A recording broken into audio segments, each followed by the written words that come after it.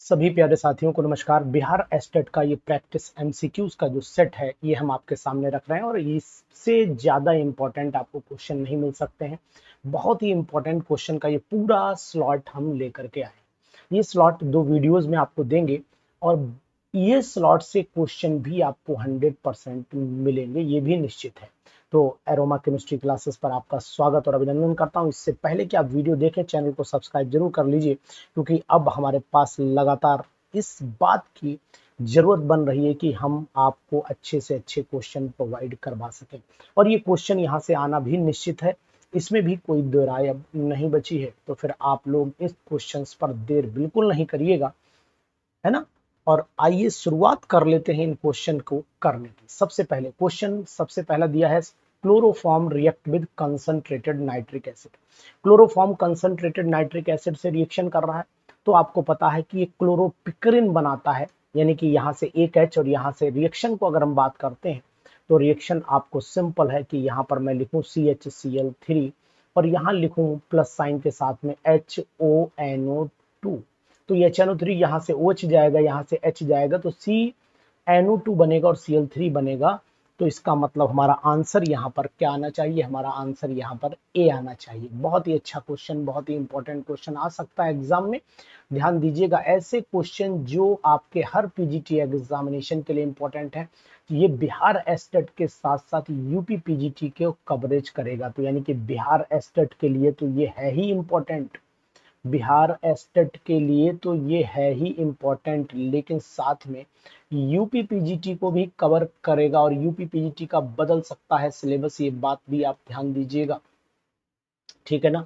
तो अब आप आगे बढ़ लेते हैं। इसके बाद the correct order of solubility, the correct order of solubility of alkali metals hydroxide. Alkali metal के हाइड्रोक्साइड की सॉल्युबिलिटी ऊपर से नीचे आने पर क्या होती है? वैसे तो इंक्रीज होती है, वैसे तो इंक्रीज होती है, लेकिन जान लो कि अगर हम लोग लिथियम की बात करें तो NaOH से ज्यादा होगा, लेकिन NaOH KOH से कम हो जाता है।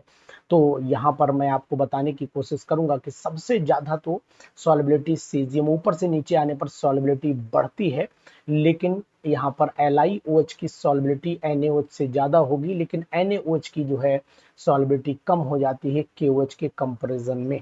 ये बात यहाँ ध्यान देने वाली हो। तो होता क्या है, ये चीज ये गड़बड़ कर रही है ना, यहाँ पर कोवेलेंट कैरेक्टर की कंडीशंस की वजह से, इसका जो इसके अंदर जो कोवेलेंट आयनिक कैरेक्टर कम है ना, इस वजह से ये थोड़ा सा NaOH से ज्यादा, NaOH में ज्यादा आयनिक है। तो ये बात आपको ध्यान देनी पड़ेगी। तो इंपॉर्टेंट पॉइंट है यहाँ से ये ए आप नोट कर लीजिए, इसका पार्ट यानी कि पहला ये क्वेश्चन आप नोट करते चले जाइए। आपको यहाँ बहुत सारे क्वेश्चंस ऐसे मिलेंगे जो एग्जाम में आ सकते हैं, एग्जाम में आने की संभावना जिनकी बहुत ज्यादा है, ठीक है। चलिए इसके बाद चल लेते हैं, नेक्स्ट क्वेश्चन पर चलते हैं। नेक्स्ट क्वेश्चन क्या कह रहा है वो भी आपको बताता हूँ। The correct order of boiling point, आपको पता होना चाहिए बॉइलिंग पॉइंट ऊपर से नीचे आने पर बढ़ता ही है, लेकिन अमोनिया का बॉइलिंग पॉइंट ज्यादा हो जाता है। क्योंकि ज्यादा होने का कारण क्या होगा भाई? अमोनिया का बॉइलिंग पॉइंट ज्यादा इसलिए हो जा रहा है क्योंकि उसके अंदर हाइड्रोजन बॉन्डिंग की कंडीशन लगी हुई है, अमोनिया में हाइड्रोजन बॉन्डिंग भी पाई जा रही है, इसीलिए इसका बॉइलिंग पॉइंट भी आपको ज्यादा दिखाई दे रहा है। तो थर्ड वाले का जवाब भाई, अमोनिया पहले ऊपर से नीचे आने पर क्या होगा? बढ़ेगा। तो अमोनिया सबसे कम होना चाहिए, तो फिर PH3SH3, लेकिन अमोनिया ASH3 के बाद आता है, तो फिर आंसर इसका बी होना चाहिए, यानी कि ये वाला आंसर होना चाहिए। बहुत ही अच्छा क्वेश्चन, बहुत ही इंपॉर्टेंट क्वेश्चन, अपने साथ में रखिए इस क्वेश्चन को और ऐसे क्वेश्चन को नोट भी जरूर किया करिए। देखिए यहाँ पर आया क्वेश्चन, इसका थोड़ा सा व्यू मुझे डाउन करना पड़ेगा क्योंकि ये पूरा सी आपको दिख नहीं रहा होगा, तो मैं कोशिश करूंगा कि आपको क्वेश्चन पूरा दिखाई दे, क्वेश्चन पूरा दिखाई दे। जी आइए यहाँ पर आ लेते हैं। अब ये हमारे साथ में क्वेश्चन है कि यहाँ पर ये क्या बनना, ए क्या होना चाहिए? तो देखिए NaNO2 तो डाइएजोटाइज हो जाएगा, और जब डाइएजोटाइज हो जाएगा तो सिंपल सी बात ही है कि बेंजीन डाइजोनियम क्लोराइड बनेगा। ये बना आपका बेंजीन डाइजोनियम क्लोराइड, और बेंजीन डाइजोनियम क्लोराइड को CuCN सैंड में रिएक्शन कराइए तो साइनोबेंजीन बनता है, और उसके बाद हाइड्रोलाइज कराओगे तो फिर यानी कि इसका हाइड्रोलिसिस भी कराया है ना, तो इसका मतलब है फिर बेंजोइक एसिड बनना चाहिए। तो फोर्थ का जो जवाब होना चाहिए वो मेरे हिसाब से इसका जवाब आपका बी आएगा, 100% बी जवाब आएगा। क्योंकि आप जान रहे हैं कि जब CN को हाइड्रोलाइज किया जाता है यानी यहाँ पर मैं बना देता हूँ साइनोबेंजीन, और साइनोबेंजीन एक्सप्लेनेशन के साथ में देखिए साइनोबेंजीन बना, और साइनोबेंजीन को अगर आपने एसिडिक मीडियम में हाइड्रोलाइज किया हुआ है तो फिर ये कन्वर्ट हो जाता है आपका किसमें, ये बेंजोइक एसिड में कन्वर्ट हो जाता है। ठीक है, याद रहेगा, बेंजोइक एसिड में कन्वर्ट हो जाता है, ध्यान दीजिएगा। इसके बाद आ जाइए कैल्शियम, ये वाला क्वेश्चन है, कैल्शियम कार्बाइड जब नाइट्रोजन, तो ये आपको पता होना चाहिए कैल्शियम साइनामाइड बनता है, क्या बनेगा, कैल्शियम साइनामाइड। और कैल्शियम साइनामाइड का फार्मूला हम लोग इसके ऑप्शन में ढूंढने की कोशिश करेंगे। देखिए इसका ऑप्शन कहाँ मिलता है, इसका ऑप्शन अगले पेज पर मिलना चाहिए जी। साइनामाइड देख लेते हैं जी, ये यानी कि हमारे पास में जो ऑप्शन CaCN2 ये कहलाता है साइनेमाइड, तो यहाँ सी ऑप्शन आपको लगा लेना चाहिए। Which of the following acts as a oxidising agent, तो आपको पता होना चाहिए क्लोरीन भी ऑक्सीडाइजिंग एजेंट है, HNO3 भी ऑक्सीडाइजिंग एजेंट है, FeCl3 भी ऑक्सीडाइजिंग एजेंट है, तो यहाँ पर ऑल लगाना पड़ेगा। These are the best oxidising agent, बहुत अच्छे ऑक्सीडाइजिंग एजेंट माने जाते हैं। तो ऐसे क्वेश्चन बिहार स्टेट में आ सकते हैं, पीजीटी इस पर पूरा फोकस करूंगा। The magnetic moment of the copper di positive ion, copper di positive ion का मैग्नेटिक मोमेंट आपको निकालना पड़ेगा। यानी कि अगर मैं लास्ट में देखता हूं तो 3D9 और 4s 0 हो जाता है, और क्योंकि 3D10 4s 1 होता है, तो यहाँ पर एक अनपेयर्ड बचेगा, तो mu is equal to root n plus 2, तो यानी कि आपका 1 3 आएगा। रूट 3 की जो वैल्यू आनी चाहिए वो मेरे हिसाब से रूट 3, यानी कि रूट 3 को अगर देखोगे तो 1.7 के आसपास आती है। 9 तो नहीं आएगी, वो 2 हो जाएगा, 2 दूनी 4 यही आएगी। तो एक बार आप लोग भी वैल्यूज को चेक कर लेना, क्योंकि भाई अगर यहाँ पर रूट यहाँ पर आएगा 1 और 1 अनपेयर्ड इलेक्ट्रॉन हुआ, और 1 का मतलब हुआ ये हो गया 2 और 1 3, तो रूट 3 आया, और 3 का जो रूट निकालेंगे तो लगभग यही वैल्यू 1.7 आएगी, क्योंकि 2 दूनी 4 होता है, तो ये 3 का यानी यही 15 15 225, ठीक, हाँ यही आना चाहिए, 1.73 आना चाहिए। चेक भी आप कर लीजिएगा, 1.9 तो 2 हो जाएगा, इसलिए वहां पर पॉसिबिलिटी नहीं है, लगभग 2 हो रहा है, वो ये 3 है। Which product is formed in the reaction, इस रिएक्शन में कौन सा प्रोडक्ट बनेगा। देखो यहाँ पर हाइड्रोजन दिया है, तो हाइड्रोजन का मतलब है यहाँ से एन भाई H2O निकल जाना चाहिए। H2O निकलने के बाद जो प्रोडक्ट बने वही प्रोडक्ट बनेगा। तो यानी कि मैं अगर आपसे कहना चाहूंगा तो ये प्रोडक्ट बनना चाहिए C, यहाँ पर H लगा दीजिए, डबल बॉन्ड NH2, ये प्रोडक्ट बनना चाहिए, है ना। ये आपका क्या है, हाइड्रोजन है, हाइड्रोजन है, ये हाइड्रोजोन बन जाता है, फिनाइल हाइड्रोजोन बन जाता है। तो ये बी ऑप्शन यहाँ पर हमको दिखाई दे रहा है, फिनाइल हाइड्रोजोन, यही ऑप्शन सही होगा। और इस क्वेश्चन को आप जरूर करिएगा, क्वेश्चन बहुत इंपॉर्टेंट है, क्वेश्चन वेरी वेरी इंपॉर्टेंट। ठीक है, इसके बाद नेक्स्ट क्वेश्चन देख लेते हैं। नेक्स्ट क्वेश्चन भी हमें लग रहा है कि बहुत ही अच्छे क्वेश्चन का कलेक्शन आपके सामने लेकर के आऊं। 9th क्वेश्चन, इस पर इंपॉर्टेंट लगा लीजिए, इस पर इंपॉर्टेंट लगा लीजिए। ये आपका बेंजल्डिहाइड HCl से जब रिएक्शन कराते हैं ना, तो ये रिएक्शन है किसकी, ये आपकी इलेक्ट्रोफिलिक नहीं, ये न्यूक्लियोफिलिक एडिशन रिएक्शन में आती है। यानी कि इसका जवाब आपका न्यूक्लियोफिलिक एडिशन C होना चाहिए, डायरेक्ट क्वेश्चन आएगा। यही क्वेश्चन आने हैं आपके बिहार स्टेट के एग्जामिनेशन में। बिहार स्टेट की पूरी तैयारी हमारे साथ हमारे चैनल पर करते रहिए, तो चैनल को सब्सक्राइब जरूर कर लीजिएगा, क्योंकि हम आपको आपके रास्ते तक जरूर पहुंचाएंगे, जरूर पहुंचाएंगे, 100% पहुंचाएंगे, ध्यान दीजिए। उसके बाद ये क्वेश्चन तो बिहार स्टेट में आया हुआ था, ये भी क्वेश्चन इंपॉर्टेंट है, ये आया हुआ था।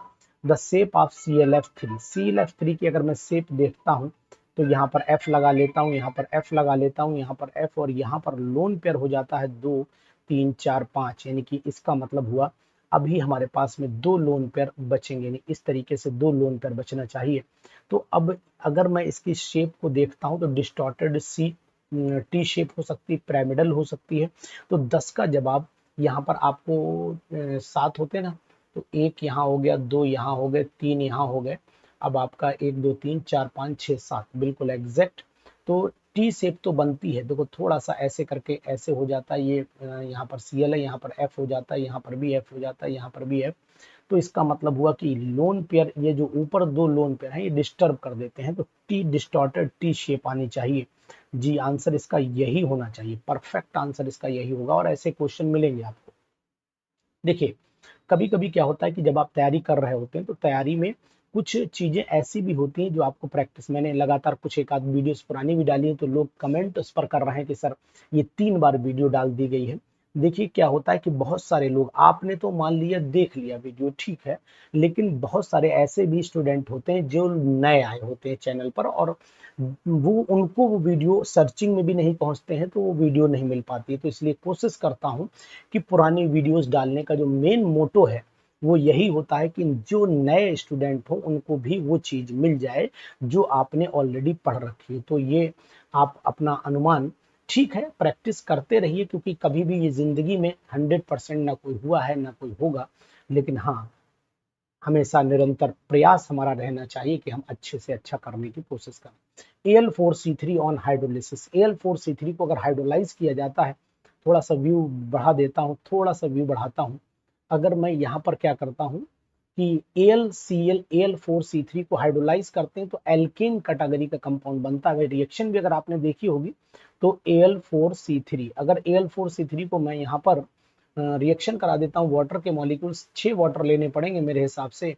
यहाँ पर 4AlOH का होल थ्राइस बनना चाहिए और साथ में बनना चाहिए 3 मीथेन के मॉलिक्यूल। बैलेंसिंग आप चेक कर लीजिए, फिलहाल मीथेन बनती है, ये 100% श्योर है, तो यहाँ पर आंसर मीथेन मैं लगा दूंगा। ये पूरी स्लॉट आपको चाहिए, पूरी स्लॉट आप मेहनत के साथ चाहिए, तो फिर आप in the nitration which electrophile is involved, इसमें नाइट्रेशन में इलेक्ट्रोफाइल NO2 पॉजिटिव इन्वॉल्व होता है, आपको जानकारी होगी। Half life, half life first order reaction की जो है वो फर्स्ट ऑर्डर रिएक्शन की इंडिपेंडेंट होती है इनिशियल कंसंट्रेशन पर, ये कंसेप्ट भी है।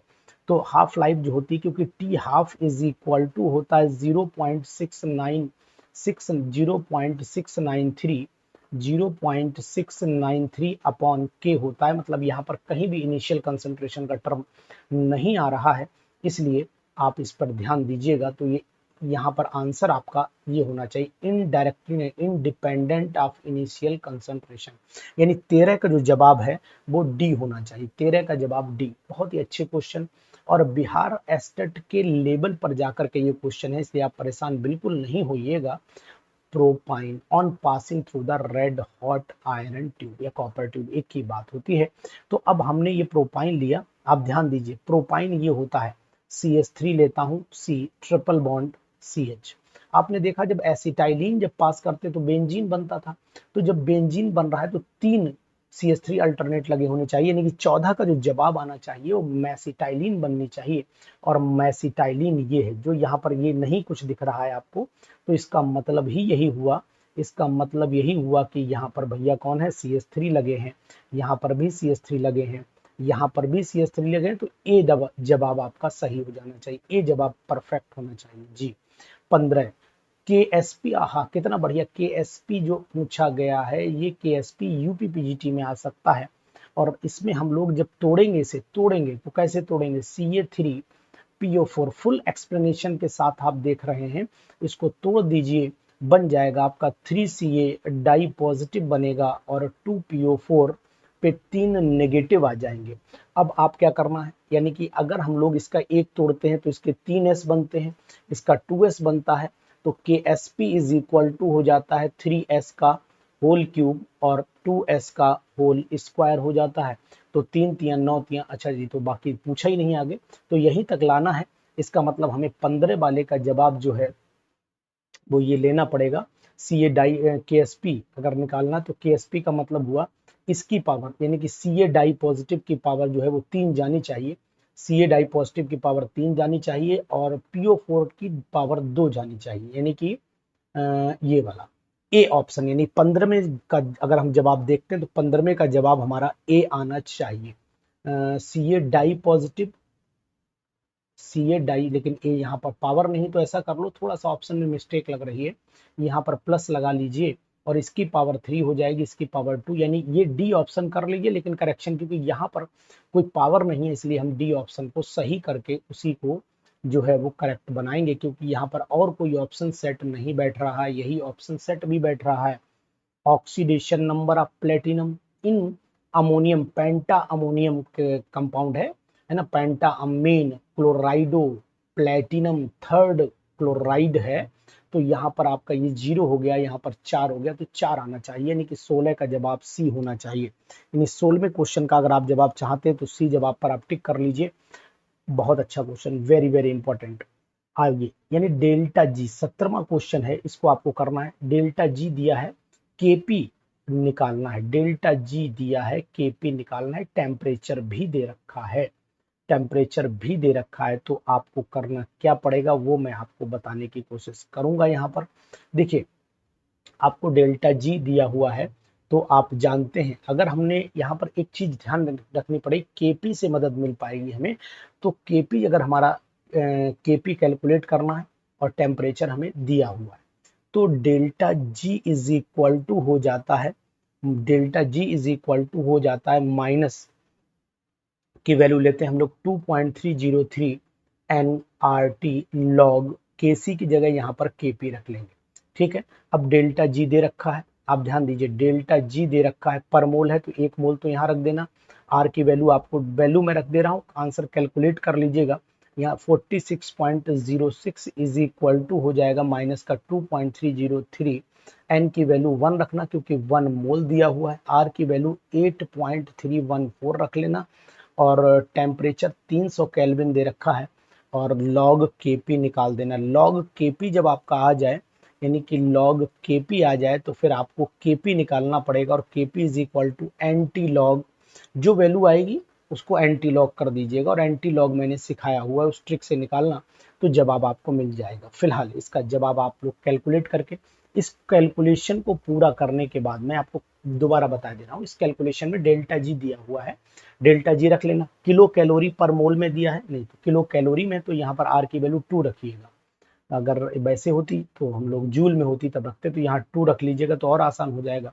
1.9 समथिंग होती, 2 रख लीजिएगा, तो इससे आप आंसर निकाल लेना, आंसर आ जाएगा। और जो भी आए कमेंट बॉक्स में जाकर के, क्योंकि केपी इज इक्वल टू आपको एंटी लॉग में जाना पड़ेगा, और एंटी लॉग आपको निकालना पड़ेगा, ध्यान दीजिएगा।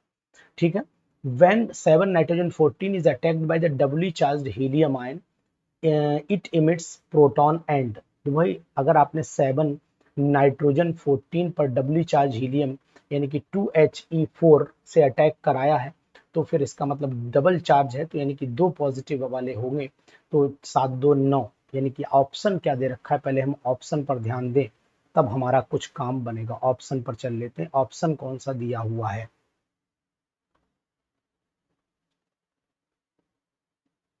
चलिए, ऑप्शन दे रखा है हमारा, ऑप्शन हमें यहाँ पर जो दिखाई दे रहा है, वो एक तो 7 नाइट्रोजन 14 पर अटैक कराएं डबली चार्ज हीलियम, तो डबली चार्ज हीलियम का मतलब हुआ, डबली चार्ज हीलियम 2He4 होता है, डबली चार्ज का मतलब 2 प्लस हो गए, तो 2 प्लस का मतलब इलेक्ट्रॉन तो हुए नहीं, लेकिन प्रोटॉन तो होंगे ही होंगे। ठीक है, तो साथ में क्या बन रहा है, इसने कुछ बताया भी था, कुछ बन रहा था, देखिए क्या बन रहा है, पहले देखें। इमिट्स अ प्रोटॉन, अच्छा प्रोटॉन बना रहा है, तो चलिए भाई प्रोटॉन बना लेते हैं जी। एक तो हमें प्रोटॉन बनाना है, यानी कि H1 बनाना है, तो 1H1 का मतलब यहाँ 7 दोनों 1 हो गया, तो 8 हो गया।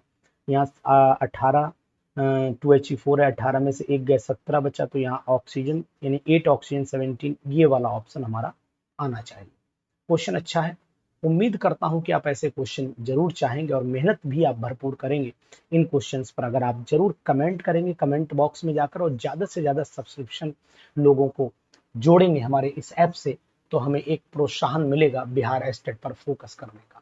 बिहार एस्टेट पर मेरा मेन मोटो है कि पिछली बार जो हमने लार्ज नंबर में सिलेक्शंस दिए, और बहुत सारे लोग आज जॉब कर रहे हैं बिहार पीजीटी क्वालिफाई करने के बाद, तो वो बम्पर सिलेक्शन मैं दोबारा इस उम्मीद से करवाऊंगा कि अगर आप यही प्रैक्टिस करते रहेंगे तो 100% आपको सफलता मिलेगी। Propene on reaction with hypochlorous acid, अब हाइपोक्लोरस एसिड का फार्मूला अगर आपको पता है तो HOCl होता है, और प्रोपीन आपका फार्मूला CH डबल बॉन्ड, यहाँ CH3 CH double bond CH2 होता है। इस पर HOCl जब कराओगे तो HOCl का मतलब हो गया H पॉजिटिव होता है, Cl नेगेटिव हो जाएगा, ये बॉन्ड इधर रोटेट करा दो, तो यहाँ पॉजिटिव, तो यहाँ Cl जुड़ जाना चाहिए, और यहाँ पर आपका OH जुड़ जाना चाहिए। तो हमारे हिसाब से जो प्रोडक्ट मिलना चाहिए 19 वाले का जो जवाब है, लेकिन ये नेगेटिव होता है इसमें और ये पॉजिटिव, सॉरी।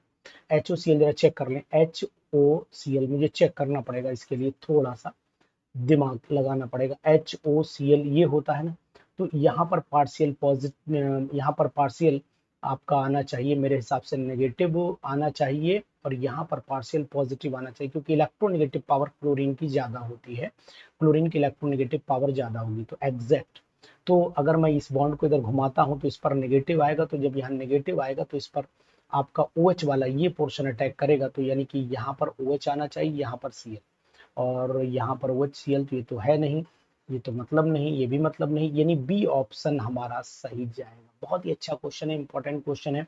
देखिए जरा सा कंफ्यूजन, अगर आपने इलेक्ट्रोनेगेटिव पावर पर ध्यान नहीं दिया तो फिर गलती आपसे हो सकती है यहाँ पर, जैसे कि अभी हम करने जा रहे थे वही गलती हो सकती है। The product formed in the reaction, इस रिएक्शन में प्रोडक्ट कौन सा बनेगा। अब लिथियम एल्यूमिनियम हाइड्राइड लिया हुआ है, तो लिथियम एल्यूमिनियम हाइड्राइड यहाँ पर CO को CH2 में तो कन्वर्ट नहीं कर सकता है, एल्केन नहीं बनाएगा, मेरे हिसाब से ये एल्कोहल बनाएगा, यानी 20 वाले का जवाब आपका बी हो जाएगा। 20वें क्वेश्चन का जवाब आपका बी हो जाएगा। बेस्ट प्रैक्टिस के साथ में अगर आप हमारे साथ बने रहना चाहते हैं और इस पूरे पेपर को कंप्लीट करना चाहते हैं तो फिर जरूर कमेंट करना है, आपको भूलना बिल्कुल भी नहीं। कमेंट आपका हमें एनर्जी देता है। Rate of the reaction depends on, temperature पर डिपेंड करता है, कंसंट्रेशन पर भी करता है और कैटालिस्ट पर भी करता है। ऐसे क्वेश्चन आपको किसी भी मॉडल पेपर में नहीं मिलेंगे।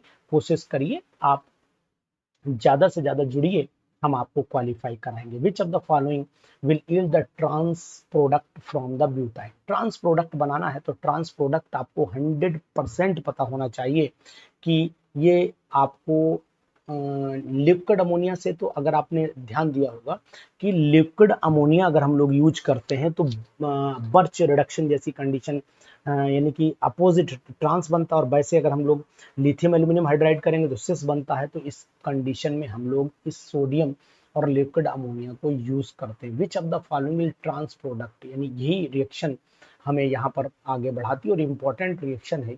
N2 is the iso electronic, N2O। अब N2O की आइसो इलेक्ट्रॉनिक कंडीशन देख लें, यहाँ पर 7 दूनी 14 और 8 यानी कि 22 इलेक्ट्रॉन हो गए। यहाँ पर 22 इलेक्ट्रॉन देखेंगे तो यहाँ पर आपका 6 हो गए, और 8 दूनी 16, 16 और 6 तो आपका 22 हो गया। ठीक है, और यहाँ 14, 7 दूनी 14 और एक 15, 7 के 21, तो दोनों का N2O is iso electronic two, ये तो दो है। विच ऑफ द फॉलोइंग स्ट्रक्चर, अच्छा ओ भाई, इसमें से कौन सा स्ट्रक्चर, ये आइसो इलेक्ट्रॉनिक इसका है, लेकिन स्ट्रक्चर किसका पूछ रहा है, तो इसका मतलब हुआ कि स्ट्रक्चर ऑफ N2O। तो N2O का स्ट्रक्चर मेरे हिसाब से ये आना चाहिए, ये आना चाहिए। तो अब ये वाला तो है नहीं, ये वाला भी नहीं, ये वाला भी नहीं, यहाँ पर डबल बॉन्ड नहीं बना, लेकिन स्ट्रक्चर तो यही हो, क्योंकि डबल बॉन्ड नहीं दिया, स्ट्रक्चर पूछा, इसलिए डबल बॉन्ड की कंडीशन भी नहीं हो सकती है। इसी पे लगाइए, सी पर लगाइए जवाब आप, बिल्कुल निश्चिंत होकर के। इसके बाद आ जाइए, A1/A² versus time is the straight line. ये स्ट्रेट लाइन जो आपको ग्राफ मिल रहा है ये फर्स्ट ऑर्डर का तो है नहीं, लेकिन अगर आप देखो तो सेकंड ऑर्डर में भी जाएगा, तो ऑप्शन भी देखना पड़ेगा। फर्स्ट ऑर्डर तो ये है नहीं, सेकंड भी नहीं, जीरो ऑर्डर है क्या, जीरो ऑर्डर तो हो सकता है, लेकिन आपको ये ध्यान देना पड़ेगा क्या ये जीरो ऑर्डर है। पहले हम लोग चेक कर लेते हैं कि क्वेश्चन में यहाँ पर दिया है 1 का A का स्क्वायर दिया है, और ये टाइम के रिस्पेक्ट में दिया है, और ये स्ट्रेट लाइन भी दिया है। यहाँ पर आपने टाइम लेना है, और यहाँ पर आपका 1/A का स्क्वायर देना है। क्यूब है कि स्क्वायर है, पहले ये देखें, स्क्वायर है तो वर्सेस टाइम, फर्स्ट तो ये है, मेरे हिसाब से इसको थर्ड ऑर्डर में जाना चाहिए, थर्ड ऑर्डर में जाना चाहिए, क्योंकि ए स्क्वायर का अगर मैं देखता हूं तो कंसंट्रेशन, लेकिन सेकंड ऑर्डर हो सकता है, कारण इसको थोड़ा सा चेक करना पड़ेगा, इस क्वेश्चन को थोड़ा सा चेक करना पड़ेगा। मुझे लग रहा है कि सेकंड ऑर्डर होना चाहिए, थर्ड तो 1/A की पावर 3 जाना चाहिए, यहाँ पर स्क्वायर है तो सेकंड ऑर्डर ऑप्शन इसका होना चाहिए। स्ट्रेट लाइन ग्राफ है, अगर आप थोड़ा सा समय दें तो मैं इसको चेक कर लेता हूँ, चेक करके आपको जवाब देता हूँ। तो यहाँ पर बिल्कुल सही सेकंड नहीं होगा, थर्ड ऑर्डर ही होगा, क्योंकि कारण ये है कि अगर आपने फार्मूले में नोट कर रहे हैं dx over dt is equal to 1 upon time यहाँ पर ले लेते हैं, और कंसंट्रेशन जो लेते हैं, कंसंट्रेशन 1 अपॉन हो जाएगी आपकी यहाँ पर मोल मोल पर लीटर की पावर जो हो जाता है वो 3, लेकिन यहाँ पर भी मोल पर लीटर है, मोल पर लीटर है, तो इसका मतलब एक वैल्यू कैंसिल होगी, तो ये थर्ड ऑर्डर का ही आना चाहिए। चलिए, थैंक यू वेरी मच। ये अभी मैंने आपको चेक करके बता दिया, थर्ड ऑर्डर ही आएगा, सेकंड ऑर्डर नहीं आएगा। तो ऐसे क्वेश्चंस भी 25 तक आज कराऊंगा, उसके बाद सीरीज को कंटिन्यू करूंगा, तो आप बिल्कुल हमारे साथ बने रहिएगा। IUPAC नेम इस कंपाउंड का पूछा गया है, तो इसका IUPAC नेम आपको बताना पड़ेगा। बहुत ही अच्छा क्वेश्चन है, इंपॉर्टेंट क्वेश्चन है। क्या IUPAC नेम इसका क्या हो सकता है, इसकी संभावना देखिए। साइक्लो तो है ही, हेक्सा भी है, डाइईन भी है।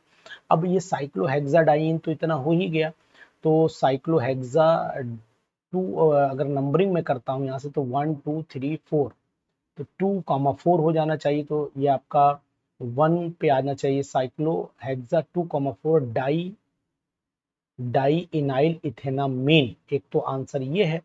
चलिए देख लेते हैं, चेक भी कर लेते हैं। 1 पर साइक्लो अगर मैं यहाँ पर ले लेता हूँ C, और यहाँ पर डबल बॉन्ड O लिया, और यहाँ पर CH3 भी है, तो ये हो गया आपका 1 2, तो ये 1 पर हो गया पूरा ये वाला ग्रुप, यानी कि 1 साइक्लोहेक्सा, ठीक है, हेक्सा 2,4 डाई इनाइल, ये तो यहाँ तक हो गया, 2 कार्बन है तो इथेन हो गया और नोन हो गया। ठीक, ये ऑप्शन हमारा ए ही सही होगा, और यहाँ पर ऑप्शन पहला ही दिया है, पहला ही चेक हो गया, सही भी आ गया। तो यानी यहाँ पर आप चेक कर सकते हो अपना ऑप्शन कि IUPAC नेम इसका क्या है। तो IUPAC नेम आप थोड़ा सा इधर दोबारा बता देता हूँ, ये कंपाउंड प्रॉपर वे में लिख करके समझा देता हूँ आपको। जैसे ये कंपाउंड आपने लिया, यहाँ पर हेक्साडाइन आपको दिखाई दे रहा है, साइक्लो भी है, और यहीं से आपने C डबल बॉन्ड O और ऐसे कर दिया, तो ऐसे का मतलब यहाँ CH3 रहा होगा, 1 2 हो गया, 1 पर पूरा ये ग्रुप लगा हुआ है, तो यानी कि 1 साइक्लो हेक्सा 2,4, ये डाई इनाइल हो गया, डाई इनाइल ये ग्रुप बन गया। अब आगे क्या हो गया, इथेनोन हो गया, जबकि इथेनोन बड़ा मुश्किल से होता है, लेकिन इथेनॉन ऐसे हो सकता है, पॉसिबिलिटी है ना, इथेनॉन इस कंडीशन में, अदरवाइज इथेनॉन नहीं होता, इथेनॉन कभी बनता ही नहीं है। ठीक है, एक चीज ध्यान दीजिएगा, नहीं तो इथेनॉन की संभावना है, लेकिन यहाँ पर हो सकती है। तो इथेनॉन की संभावना भी आपको, वैसे इथेनॉन नहीं होता है, इथेनॉन नहीं होता है, यानी इथेनॉन नहीं होता है, लेकिन इथेनॉन कब संभव है, ये बात भी आपको मैंने इस वीडियो में बता दी। तो बहुत ही अच्छे क्वेश्चन हैं, इसके आगे की सीरीज अगली वीडियो में मैं आपको कंटिन्यू करके पहुंचाऊंगा। तैयारी पूरी रखिए और चैनल को सब्सक्राइब जरूर कर लीजिए, क्योंकि हमारा भी इंटरेस्ट बढ़े आपको पढ़ाने। Thank you.